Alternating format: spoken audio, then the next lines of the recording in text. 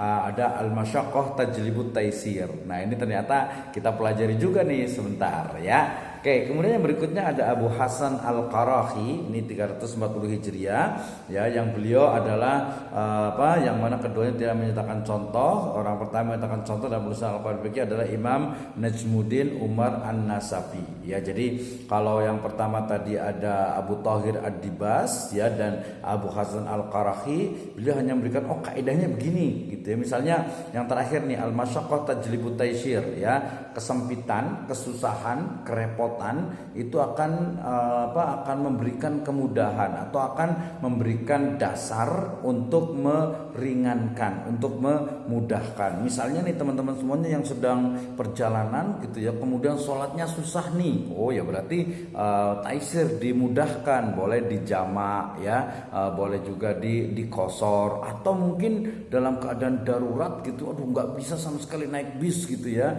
ya sudah kita niatkan saja sholat gitu ya. Kalau bisa di kendaraan, di atas kendaraan, atau kalau bisa ketika sampai kemudian kita segera sholat gitu ya.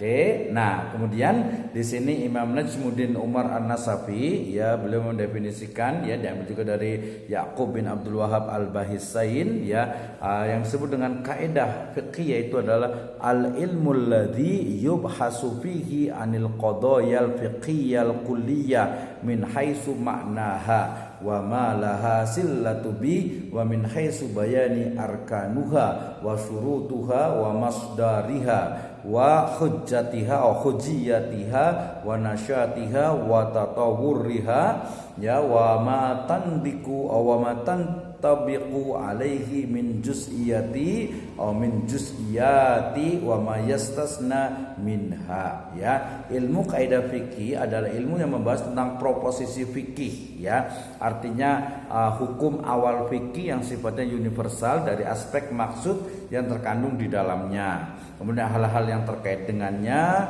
penjelasan dari rukun, kemudian syarat, kemudian landasan, kemudian kehujahan, kemudian kemunculan, kemudian perkembangan ya, kemudian partikular yang tercakup di bawahnya, dan hal-hal yang istisna, yang dikecualikannya. Jadi kita belajar kaidah rumus gitu ya. Rumus ini bisa digunakan untuk menetapkan hukum yang tercakup di dalamnya.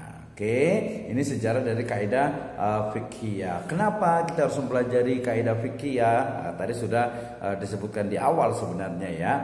Karena dengan mempelajari kaidah fiqhiyah ini sebagai titik temu dari masalah-masalah fikih ya.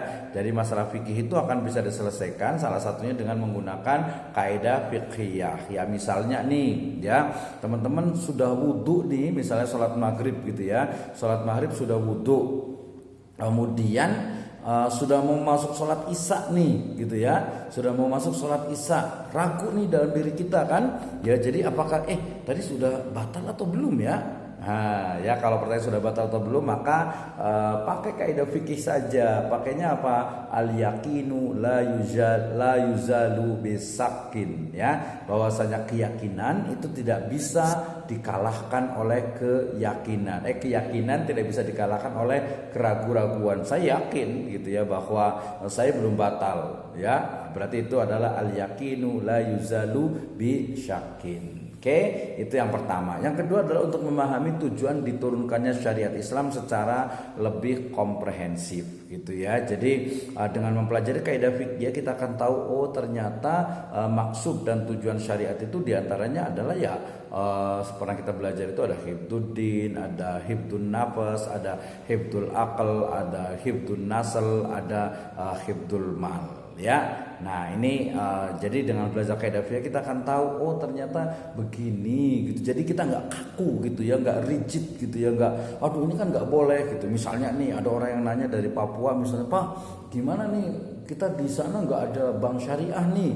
Oh ya udah, berarti karena betul-betul tidak ada di sana dan sulit untuk mengaksesnya, maka berlaku al-masyaqqah tajlibut taisir. Sesuatu yang menyulitkan, menyempitkan, menyusahkan itu akan beralih kepada hukum yang yang lebih dimudahkan. Ya udah boleh, nggak apa-apa di bank konvensional, tapi syaratnya ya seperlunya saja ya. Kalau ada bank syariah nanti dipindahkan ke bank syariah. Oke, itu yang kedua ya. Yang ketiga terkait terkait dengan bagi fuqaha itu adalah ahli fikih dan juga mujtahid, ya, orang-orang yang dia expert dalam bidang kaidah fikih, ya, adalah ilmu yang mutlak diperlukan untuk melakukan suatu ijtihad atau pembaharuan pemikiran, gitu ya. Banyak sekali nih, apalagi dengan perubahan dari kita sebut dengan digitalisasi ekonomi, bisnis dan keuangan, gitu ya.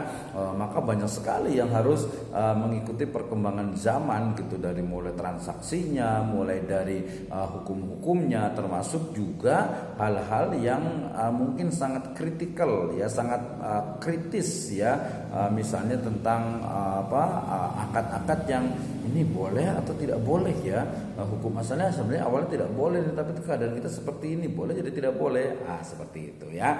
Kemudian yang keempat, ini yang paling penting bagi mahasiswa dan juga masyarakat muslim secara umum, yaitu menjadikan kita itu lebih bijaksana, ya, dalam menyikapi berbagai masalah fikih yang muncul, sehingga menjadikan kita lebih moderat dalam menyikapi masalah-masalah sosial, ekonomi, politik dan juga budaya, ya. Jadi kaidah fikih ini bukan hanya bukan hanya ekonomi dan bisnis saja, tapi berlaku ke seluruh sendi kehidupan hukum Islam, ya, di segala tempat. Misalnya, sekarang lagi mau rame-rame nih pemilihan presiden nih, tapi saya nggak usah ngomongin presiden lah, ya, nanti ininya ke politik, enggak, ya, kita ke ekonomi saja, ya.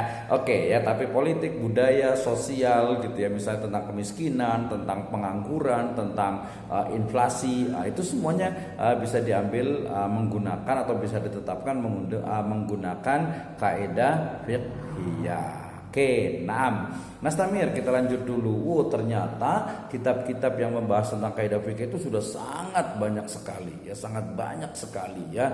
Dari mulai At-Ta'sis An-Nazar karya Abu Zaid Ad-Dabusi, ada kitab Qawaidul Ahkam fi Masalihil Anam, ini Izzuddin bin Abdul Salam, kemudian Al-Furuq Anwa'ur Bulugh fi Anwa'il Furuq, ya, Ahmad bin Idris Al-Qarafi, kemudian Al-Qawaid karya Abdurrahman Ibnu Rajab, kemudian secara lebih spesifik yang paling banyak ini, ya.